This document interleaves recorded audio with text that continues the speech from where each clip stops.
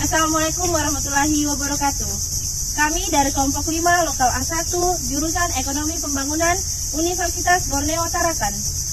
Di sini kami ingin menjelaskan bagaimana ekosistem yang ada di hutan mangrove yang beralamatkan di Bom Panjang belakang Rusunawa. Sebelum itu, izinkan kami memperkenalkan nama anggota kelompok kami. Dengan saya sendiri, Ani Rizka. Nama saya Nirma, dan saya Dini, dan saya Rizka Pranyawardani. Dan saya Wisnu Aji Pandulu. dan saya Lina, dan saya Presi Elvira. Saya Motikan.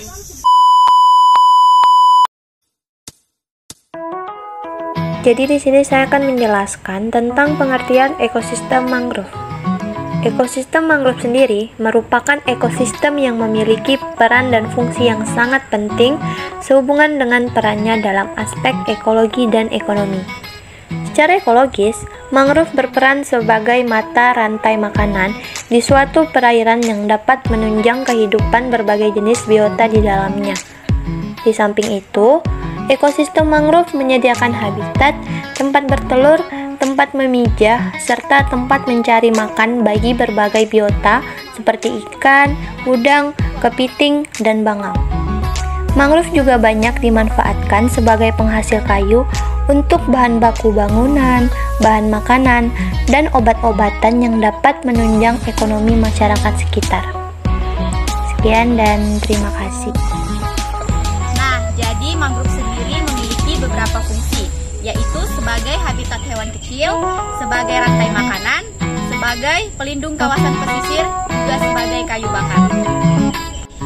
Seperti yang kita tahu, setiap ekosistem pasti memiliki komponen biotik dan abiotik.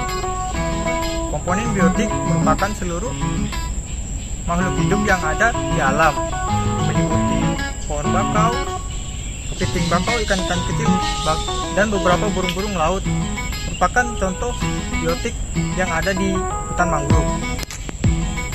Sedangkan abiotik segala sesuatu yang tak bernyawa yang membantu menyusun sebuah ekosistem.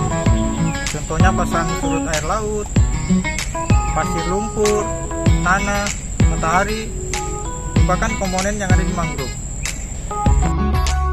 Bakau memiliki fungsi ekologis khususnya dalam ekosistem mangrove. Keberadaan kepiting ini dalam ekosistem mangrove dapat mengurangi kadar racun tanah mangrove yang kita kenal sebagai anoksid atau kekurangan oksigen. Selain itu, daun pohon mangrove juga dapat berfotosintesis sehingga dapat mengeluarkan oksigen untuk sumber kehidupan dan menyerap karbon dioksida. Karbon dioksida juga bermanfaat untuk sumber pemanasan global. Di hutan mangrove, burung berperan sebagai hewan yang memakan satwa-satwa kecil. Contohnya kepiting dan ikan-ikan kecil. Jadi, hutan mangrove sendiri juga dipengaruhi oleh pasang surut air laut. Jika air laut sedang surut, maka hutan mangrove akan terlihat seperti daratan. Selain itu, air hutan mangrove juga berfungsi untuk mencegah abrasi dan erosi tanah. Ikan melangsungkan hidupnya dengan memakan daun-daun mangrove dan lumut. Ikan juga berperan sebagai sumber makanan untuk kepiting dan burung.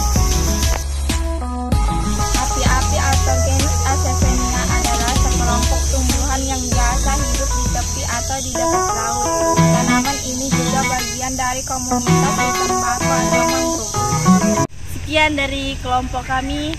Terima kasih. Wassalamualaikum warahmatullahi wabarakatuh.